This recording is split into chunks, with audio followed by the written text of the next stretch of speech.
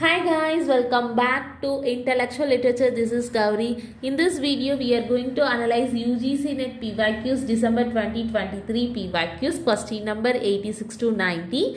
In previous videos, we analyzed questions 1 to 85 with detailed explanation why wrong option is wrong and why correct option is correct. If you have not watched that video, please go and watch that first and come back to this video. Let's get started our 86th question. Before that, kindly subscribe my channel. This is match the following question. One side they gave terms and other side coined by the writers. Heteroglossia, structures of feeling, ambiguity, discourse. William Emerson, Raymond Williams, Michael Bakhtin, Mikhail Foucault. The correct answer is option A. Heteroglossia was coined by Mikhail Bakhtin. The coinage of the term heteroglossia comes from the Russian literary theorist Mikhail Bakhtin in his essay Discourse in the novel From the Dialogic Imagination, which was published on the year 1981.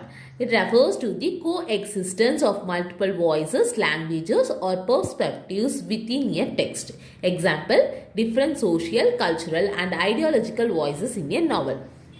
Next term, structures or feeling of. This was coined by Raymond Williams. The concept of structures of feeling was coined by Raymond Williams in his work Preface to Film, which was published on the year 1954 and further developed in the Long Revolution, which was published on the year 1961.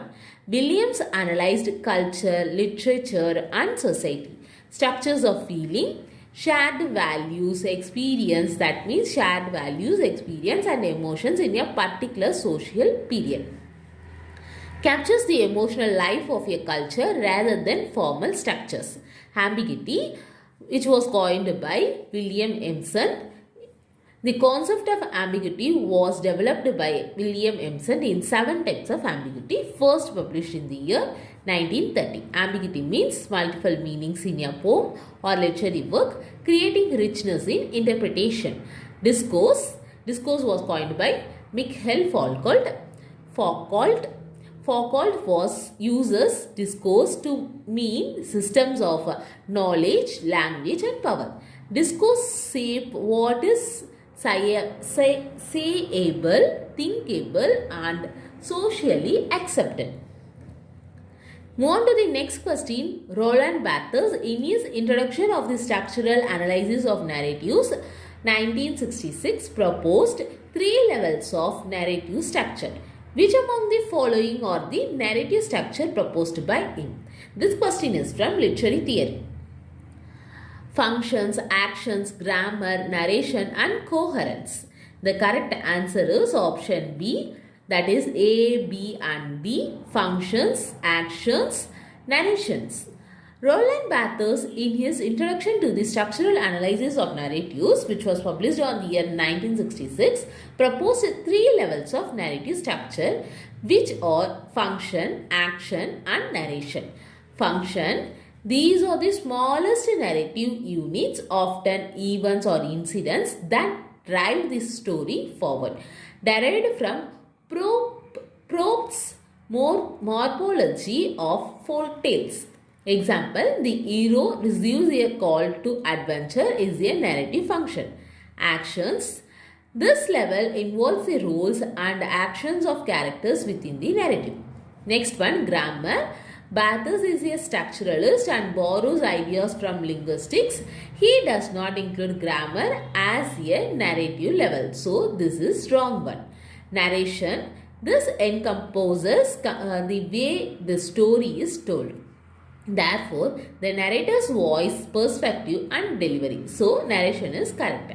Coherence is a desirable feature of narratives, but it is not one of the 3 structural levels Barthes identifies. Move on to the next question. Indicate the correct chronological order of publication of the following literary works.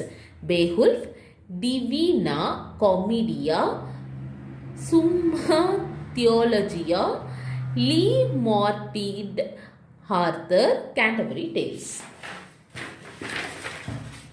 The correct answer is, correct order is option B, A, C, B, E, D. Beowulf, which was the author name, anonymous. Beowulf is an old English epic poem in the predation of Germanic heroic legend. It was composed around 700 to 1000 AD. Earlier surveying old English heroic epic. Story of Beowulf, a Geatish hero who fights Grendel's mother and a dragon. Explores heroism, loyalty, fate and moral values of Germanic warrior culture. Provides insight into Anglo-Saxon society and values. Combines myth, history and folklore. Genre of this work, epic poem, heroic legend. Next work, Summa Theologica, which was written by Thomas Aquinas. This work's language was Latin. This work composed in between 1265 and 1274. Systematic exposition of Christian theology. Discusses existence of God, ethics, human nature and law, written in a question and answer format to clarify doctrine. One of the most important works in socialistic philosophy, bridged faith and reason, influencing Western thought for centuries. Genre of this work, philosophical or theological treatise. Divina Commedia, which was written by Dante Alighieri. Divine Comedy is an Italian narrative poem written between 1308 and 1321. Journey of the soul through hell, purgatory, heaven. Explores justice, sin, redemption and divine order. Combines personal, political and theological reflection. Considered the greatest work of Italian literature. Pioneered use of vernacular Italian in serious literary writing. Influenced Renaissance and later European literature. Genre of this work, epic allegorical poem. The Canterbury Tales was written by Geoffrey Chaucer. This is most famous work. The Canterbury Tales is a collection of 24 stories told by pilgrims on a journey to Canterbury. It was written in Middle English by Geoffrey Chaucer in the late 14th century between 1387 and 1400. Themes include social satire, love, religion, morality and human folly. Characters represent different social classes and human types. Major work of Middle English literature reflects 14th century English society and culture. Showcases variety in style, tone and narrative voice. Genre of this work, frame narrative or poetry collection. Next one, Lee Mortared Arthur. The Death of Arthur is a 15th century Middle English prose reworking by Sir Thomas Malory in 1485. Compiled and published by William Caxton. Chronicles the legend of King Arthur, the Knights of the Round Table and the quest for the Holy Grail. Most complete and the influential English Arthurian text, served as the primary source for later retellings of Arthurian legends. Combines medieval romance tradition with prose storytelling. Themes are chivalry, loyalty, honor, love and betrayal. Genre of this work, prose romance. Move on to the next question. This question is from fiction, Indian literature. One side they give text and other side author. The collaborator, The Garden of Solitude, Amandeep Sandhu, Basir Bashir. Role of honor, The Off Mother, Siddhartha Jigo, Mirza Wahid. The correct answer is option A. The Collaborator is the debut novel by Mirza Wahid, published in 2011. The novel is set in Indian Kashmir along the line of control that divides Indian and Pakistani Kashmir during the insurgency of the 1990s. Explores the moral and psychological dilemmas faced by individuals living under military occupation and political unrest. Central character is a man who becomes a collaborator between the military and the local population, facing guilt, fear and moral ambiguity. Provides a gripping portrayal of Kashmir's conflict through a human lens. Highlights themes of loyalty, betrayal and survival. Recognized internationally for its literary treatment of political conflict. The Garden of Solitude is a novel by Siddhartha Jigo, published in 2011, explores the themes of loss and identity against the backdrop of the exodus of Kashmiri Pandits from their homeland. The novel tells the story of a young Kashmiri boy displaced by political conflict. Themes include loss, exile, identity, trauma of displacement. Explores the psychological impact of violence on children and families in Kashmir. Offers a lyrical yet painful depiction of Kashmir's troubled history, combines personal narrative with political reality, giving readers an intimate view of human suffering during conflict. Roll of Honor is the second novel by Amandeep Sandhu, published in 2012, set in Punjab during the militancy of the 1980s and 1990s, especially the Sikh insurgency. The novel is semi-autobiographical, following a boy growing up in a boarding school during turbulent times. Themes are fear, identity, family separation and political violence. Highlights the impact of militancy on children and youth. Provides a historical perspective on Punjab's socio-political turmoil while remaining deep, personal and emotional. The Off Mother by Shah Tasir, published in 2014, is also the first novel from Kashmir to be translated into a European language.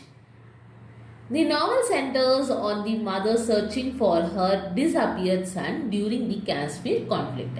Explores grief, hope and resilience in the face of state violence and human rights abuses. Themes are motherhood, loss, the political conflict in Kashmir and human endurance. Offers are powerful portrayal of women's experience in the conflict zones.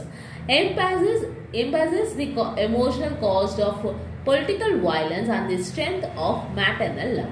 Move on to the next question. This question is lost from this video. Which of the following characters of she stoops to conquer is not correct? This question is from drama, British literature.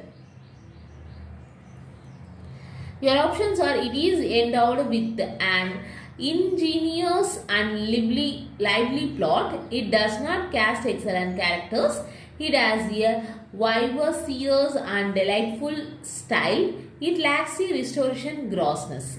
The correct answer is option B. She Stoops to Conquer is an English comedy by Oliver Goldsmith, first performed in London in 1773. Initially, the play was titled Mistakes of a Night and the events within the play take place in one long night. Why other options are wrong? I will explain statement wise. It is endowed with a ingenious and lively plot. That is correct. The play is renowned for its clever, humorous and fast-moving plot involving mistaken identities and social misunderstanding. It does not cast excellent characters. That is totally wrong. This is not correct. The play is praised for character portrayal because Goldsmith is specifically celebrated for his well-crafted comic and lively characters. Goldsmith created memorable, wild characters, that is Kate Horcaster, clever, charming heroine. She is Tony Lumskin, comic and mischievous. Mr. Hardcastle and Mr. Hastings was well-drawn social types. Next option, it has a vivacious and delightful style. Goldsmith's language is lively, witty and readable, enhancing the comic effect. It lacks the restoration grossness, that is also correct. Unlike restoration comedies 1660s to 1700s, which often relied on sexual innuendo and licentious humor, Goldsmith's comedy is more refined, moral and family friendly. I close here. Remaining questions we will discuss in upcoming videos. If you found this video helpful, please do like, share your thoughts in comment section. Share this video to your friends who are all preparing for UGC NET examination. And don't forget to subscribe my channel. This is Gauri from Intellectual Literature. Thank you for watching. Stay tuned. Bye-bye.